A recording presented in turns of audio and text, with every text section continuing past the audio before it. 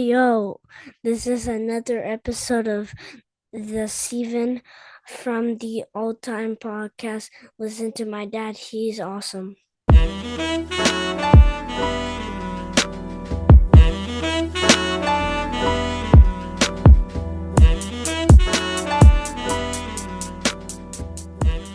Welcome to a new episode of Steven of the All Time Podcast.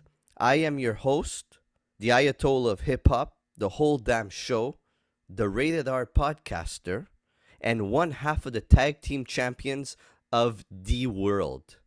With my co-host tonight, Milenko, El Matador, Kukulkan. You know who it is. How you doing, man? Hey, I'm good. Yourself? I just gotta say, I'm super proud of you.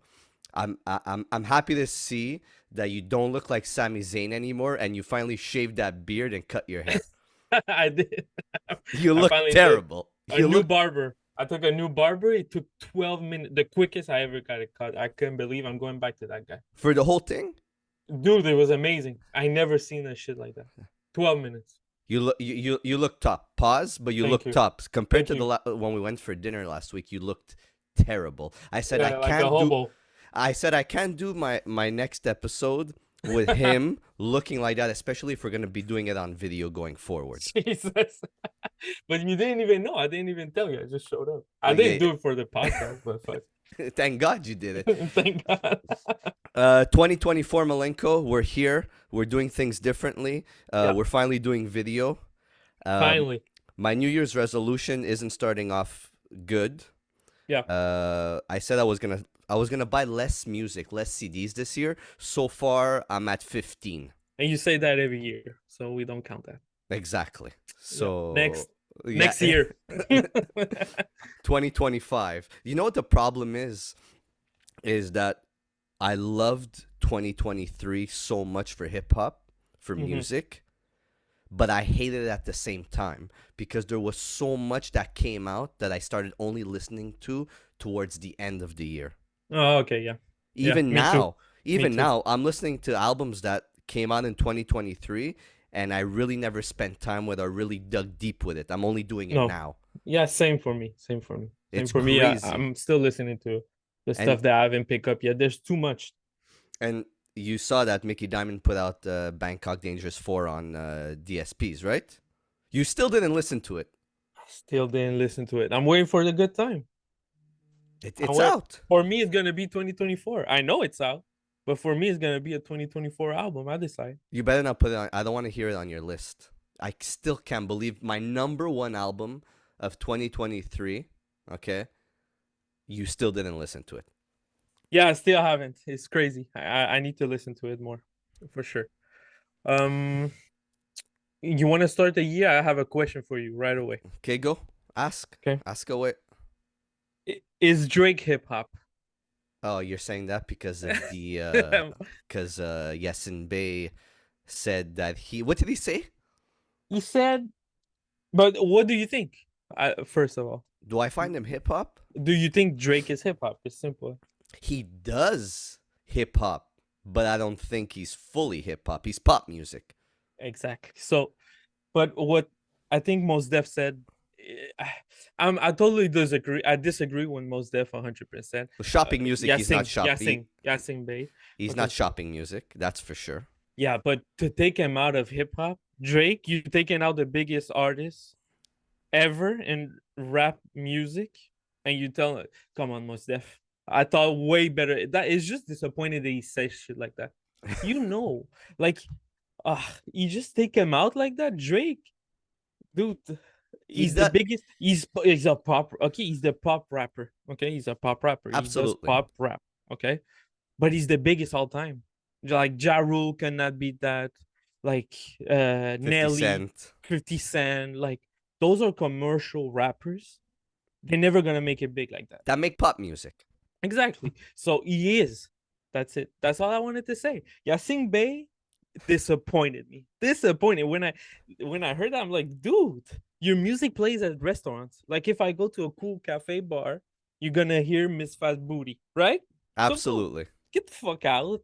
So I'm just disappointed, man, that he says stuff like that. I'm like, how can you take out Drake off rap? You know what I love about like a guy like Yasin Bey? He's gonna make stupid comments, right? Hmm. He's Hmm. gonna make stupid comments, and then you're asking yourself, it's like, where's my album? Where's the album you've promised us for the last 10, 15 years? Where's the album with Manny Fresh that I've been waiting for 10 years? Where's my album? Stop making stupid Exactly. comments. And he's And a great artist. I mean, he's a great artist, but sometimes he needs to he's an artist, dude. He needs to understand there's subgenres and everything. Like, come on, dude. There's a he lane for everyone. he So, shouldn't talk anymore. Just give me my album and I'll be happy. but Drake is rap. Come on. Okay. He's That's a all I wanted to say. he's an artist that makes hip hop, but pop. You know, Exactly. He raps. He's a rapper. So he's from hip hop, but and makes that makes Jesus, pop music. that makes pop music. And the number don't lie. So if he sells like that, the records he have, numbers don't lie, my friend. Okay, so the real reason that we're here tonight, we're gonna review two albums. The first album, because 2024 is already starting off on a good foot. Let's be honest Yep. with each other. Agreed. We're gonna review the Penalty of Leadership, Nicholas Craven and Boldy James. I'm excited. But so far, it's starting off well. An album that came out, we're not going to review it. Something that I just listened to today for the first time because it actually came out yesterday or 2 days ago on Monday the 15th, is the Kingpin and Ninth Wonder. Ooh. Super Goat. Oh, man. Super Goat. Kingpin and Ninth Wonder, Super Goat. I listened to it twice. It's fantastic. Bro, I can't wait till you listen to that. I can't wait till you listen. That can be contender for me right away because Husky. I love the way Hus raps. I love him, and it's my top 3 favorite producer of all time. So let's go. I can't wait. I can't wait. I wish Night Wonder would do a West Side Gun collab like that. I wish I could see that before I die. I haven't listened to that song on the Ross album. That West Side Gun is on a Night Wonder beat. I haven't listened to it. Never. It's not bad. It's not bad. On a Russ album. He gave us that on a Russ album. I know. What do you want me to tell you? Tell you? But you need to listen to this Super Goat. I'm gonna listen. You're gonna enjoy it. So Nicholas Craven and Boldy James, Penalty of Leadership. This is their second album together. Mm-hmm. 2 years ago, they had released a project that was probably in my top 5 that year. Top 4, maybe top 3, I can't remember. But he's for sure top 10. But that was a phenomenal. Per exchange, no robberies. Yep. Yeah, that was the chemistry that they had was fantastic. Yeah, I saw a guy with the hoodie of the CD. I told you, and I told him, "Yo, listen to Mickey Diamond." Okay, have a nice day. He said, "Who? Mickey Diamond." I said, "Okay, bye." So this is their second album together. I didn't know if they were gonna be able to come back and top the album that they made together for the first time around. But so far, I am loving this record. The production from Nicholas Craven. I think on the last episode, I put him in my top 5 producers of 2023. This starts off the year on the perfect note possible. I think it's a banger right away. For them to collaborate and do it again like that. And it's 36 minutes, 11 songs. Love. And the format is just perfect. Honestly, the format that I think is my favorite. Honestly, I'm biased for that. I think that's a perfect matchup. But Nicholas Craven again. There's something we need to talk about with regards to Nicholas Craven before we jump into the album. A lot of how do I say this? I've heard a lot of people say that his beats are simple, but to guys like me and you that really listen to the way he manipulates the beat, he manipulates the sample, the way he puts it all together, it's kind of different than a lot of producers because it flows super, like it's so like put together so properly. I don't like using that word, but it was put together so perfectly that it just makes it like that sample is his. It's he made that. You get what I'm trying to say? Oh no, I feel what you, but I was one of the guys who said it first. Like I really thought that it's his beats were just really loopy. So there Yeah. was weird band bones and just concentrate on the loop and that same bar repeating a lot. I thought that a lot of times Reason was taking over Ransom was taking over some beats from him, but yeah, no, I really like his production. The way he got it now is excellent. The evolution, he's perfect in beats just by the intro, just by telling the intro. That intro is oof. That first song, and that's probably one of my favorite song this year. Formal invite. But is yeah, Formal Invite, man. Damn, that is bluesy. Those keys just going on and off, and no, I enjoy it, man. That people Um, shouts ring out. I love it. It's super good with the guitar at the end of that loop. Really good, really good. you said something so perfectly, is his evolution, the evolution of Nicholas Craven, and you could tell from his first time productions with Ransom versus now with Boldy James, and how Yeah. the song just is so perfectly put together. Well, like going back to when he was doing Conway remixes. Yeah. You remember when he did, dude? Those Conway remixes are insane. Craven, and that was a great too. Like all those beats, but there was still be a lot of those beats that were super simple. That I thought that remain that not remain, but how you say, like, just They stuck with you. yeah, they stuck with me. There's some really good beats on there. The thing with Nicholas Craven is he brings out the best in the artists that he work with. Hmm. Like, look at a guy like Ransom, right? Yeah. Ransom really started to get, please don't take this the wrong way. He really started getting onto another level because of the production that he had. Yeah. We were so used to Ransom on a certain style of production. Yes, he worked with Static Selecta. Yes, he worked with a bunch of other producers, but Nicholas Craven really went to go get him in a certain way that we never heard Ransom, right? When you put a Nicholas Craven with a Ransom, you hear the best out of what Ransom could do. Yeah, honestly. And the other thing that's the most important is that the sound of the music is like a musical. It's like a movie. That's what he brings out of the artist. It's like storytelling. It's like front to back. It's a storytelling type of album. It's a movie type of album. It's like you're listening to a motion picture soundtrack when you get with Nicholas Craven.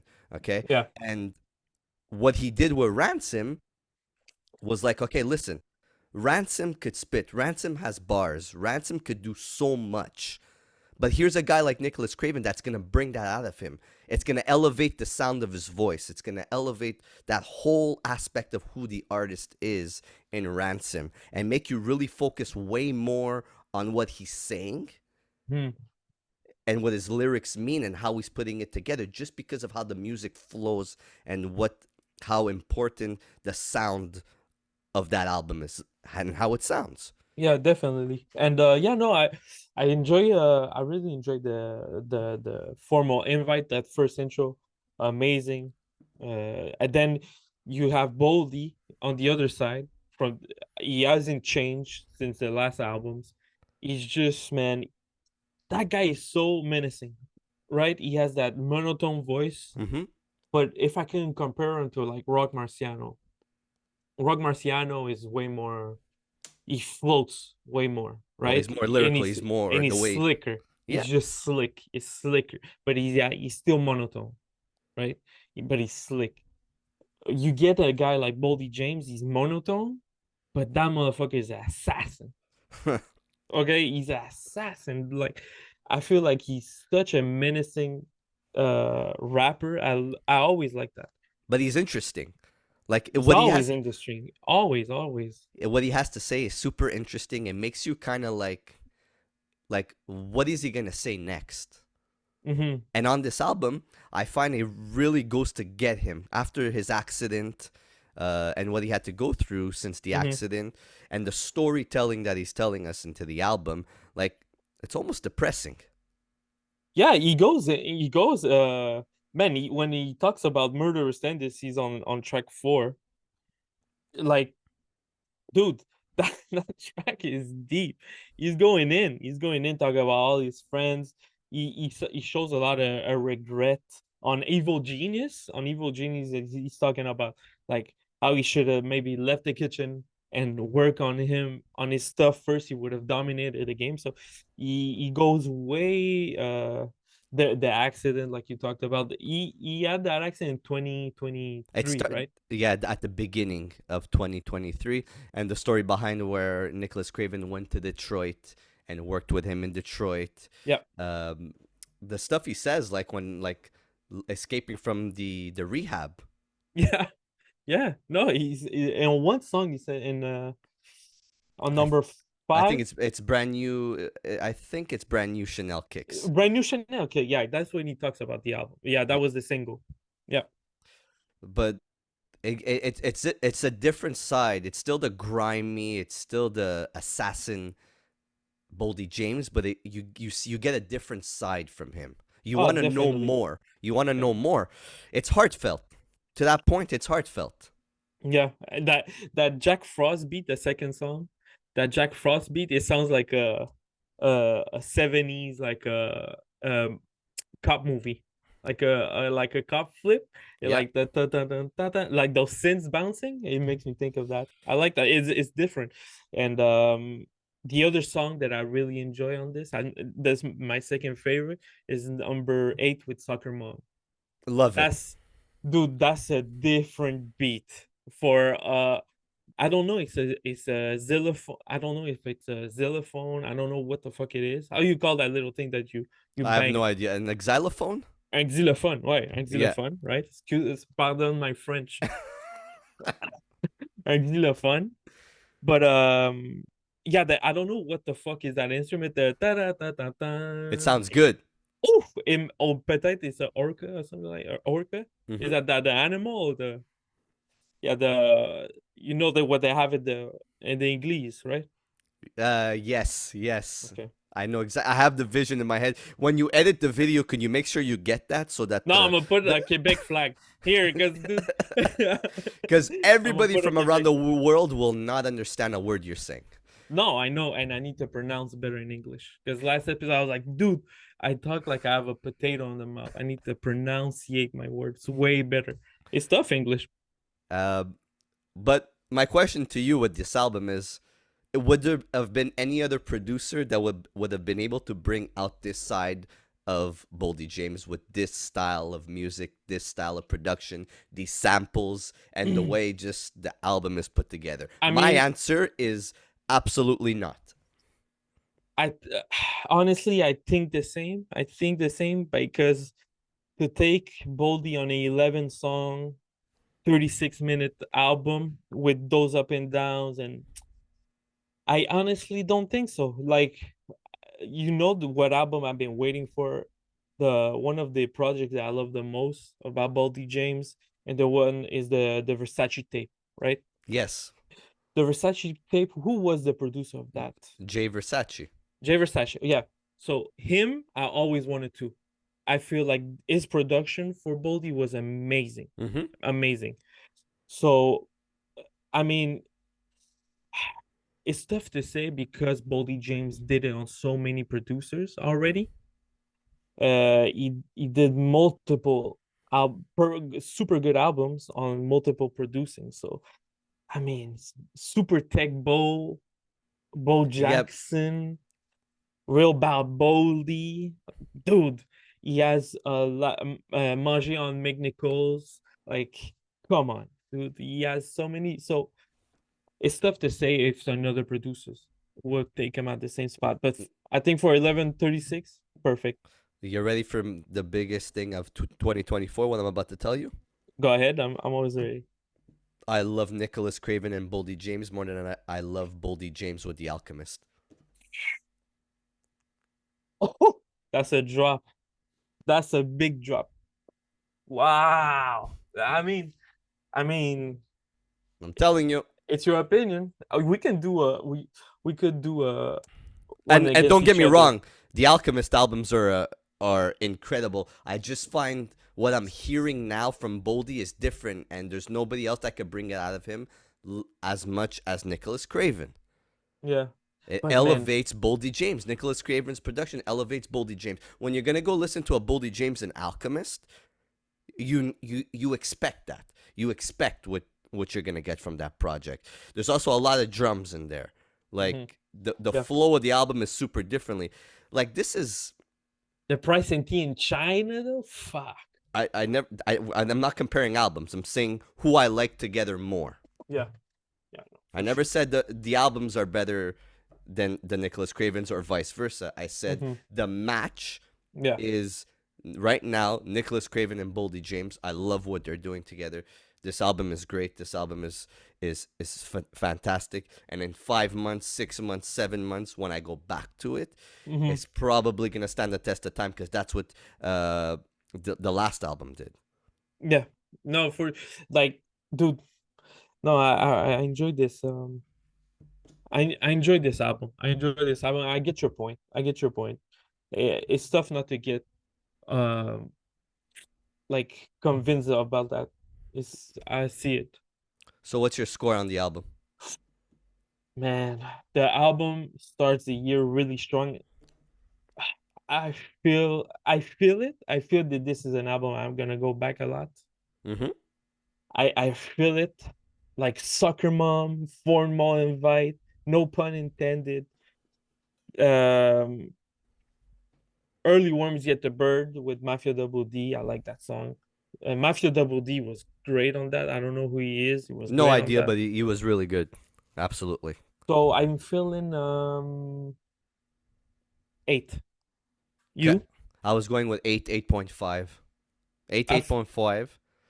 8.5 or 8? You need to pick one. Give me now. 8.3. Exactly. I'm gonna be like Pitchfork, like those indie suckers. I'm gonna say it's an 8.35. 8.35. Okay. So those were your favorite songs. Yeah, if let's say it's a 11 song album, I'll go with Formal Invite, Jack Frost, those first 2 hit, and Soccer Mom. Okay. Top 3. I'm gonna go with Evil Genius, Brand New Chanel Kicks, and Early Worm Get Birds. Early Worm Get Bird. Yep. Great album. Next album. Oof. It came out in 2023. I didn't count it on my list. I'm not going to count it on any list because it came out on December 29, 2023. But you wanted to talk about it. Okay. Yes. I mean, come on. It's Hall N Nash 2, West Side Gun, Conway, La Machina, and fully produced by my favorite producer in the whole entire universe, The Alchemist. The Alchemist. So, yeah, the talk. version. You wanted to talk about it. So the version, we all know it's not the official one. No, it's the original. Original? It's the original. The original version. It's not the official. You get what I'm saying here? Yeah. So it's the first one. That's what it was supposed to be. I mean, they scrapped it. They used the song here and there for different singles and albums, beats. So we already heard Rey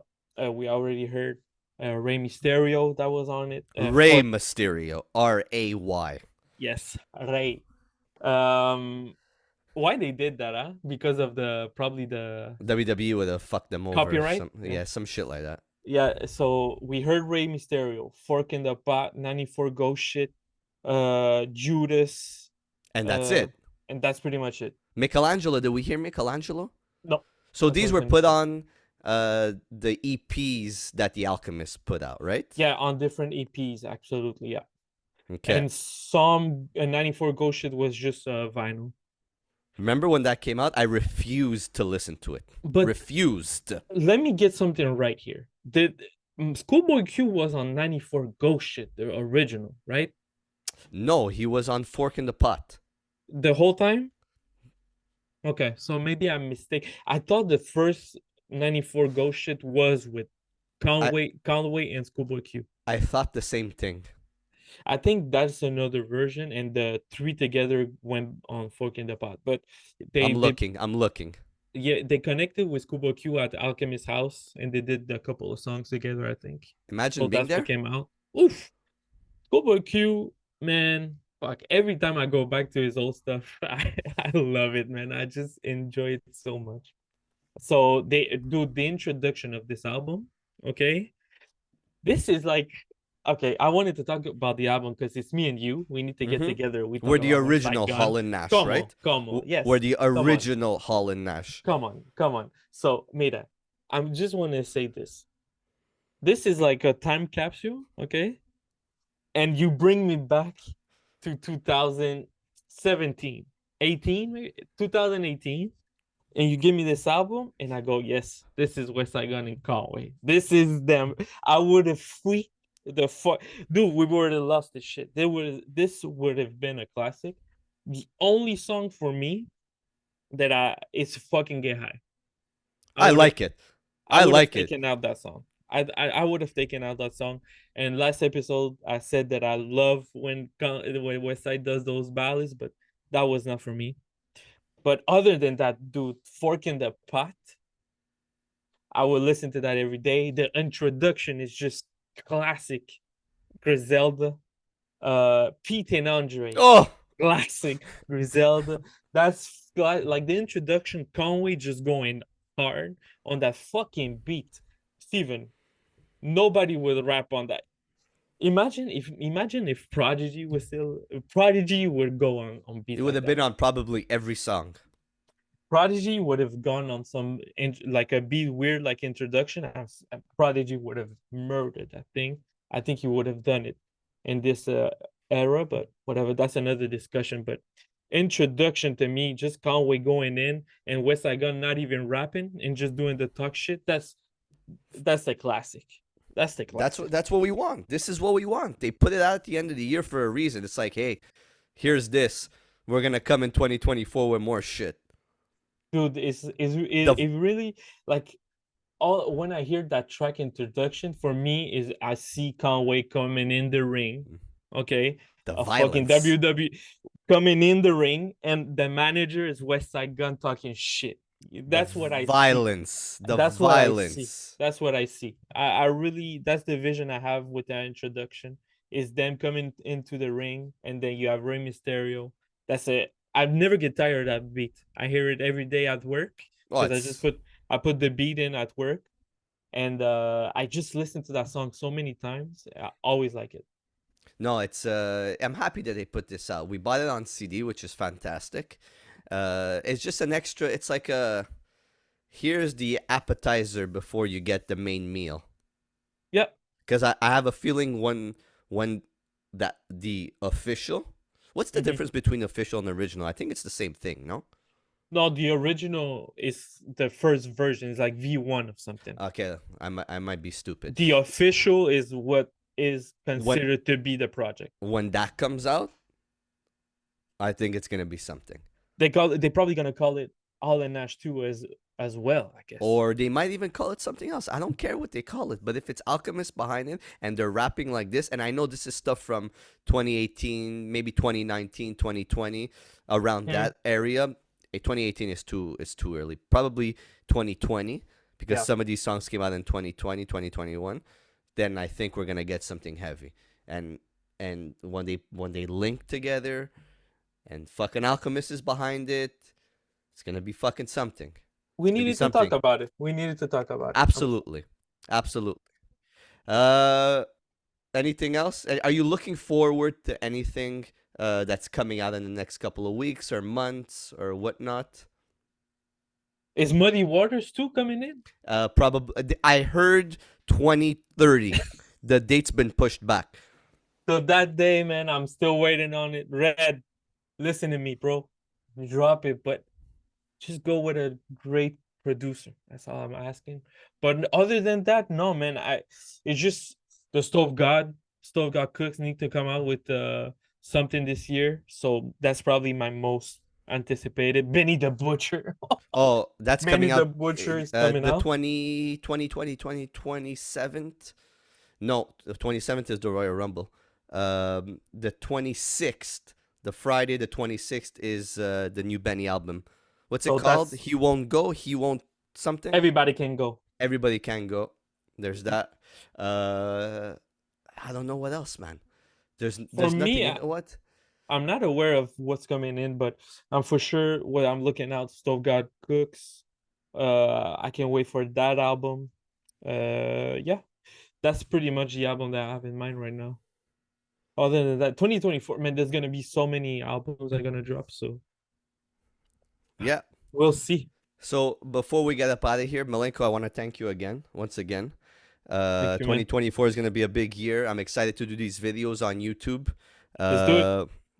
Yeah, we're going to have to get used to this shit because I have no idea what to say at the end of the podcast. Go subscribe to my channel. It's true. You need to learn that. You need to be like, hey guys, so if you like the video, leave a fucking, like, everybody leave a says it. comment. Leave a comment. Steven.altime. Is that our YouTube?